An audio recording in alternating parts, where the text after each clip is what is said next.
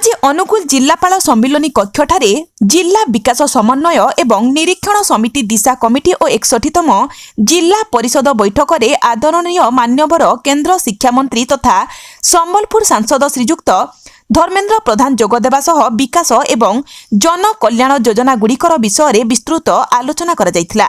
जिल्ला चालुथिबा विकासमूलक कार्य गुड़िकर क्रियान्वयन संपर्क में सूचना संग्रह करने सह अंचलर विकास संबंधित विभिन्न विषय उपरे गठनमूलक भावे चर्चालोचना करा जायथिला।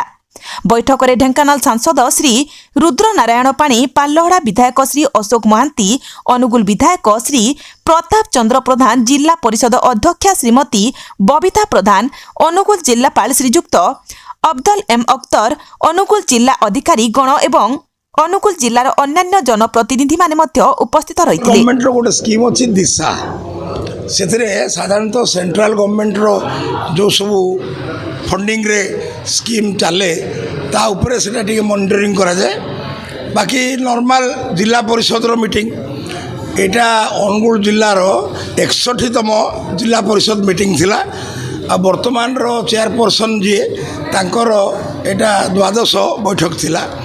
तेणु दिशा बैठक जो थे कि केंद्र मंत्री धर्मेन्द्र प्रधान चेयरमैन एवं मु से को चेयरमैन, बाकी ता दिशार गोटे सिलेक्शन अच्छी जो थे कि आपणकर माने लोक प्रतिनिधि मान तो रही रही किंतु आउ किसी एनजीओ बा अन्यान्य संस्थारू से माने इलेक्ट हुअंती।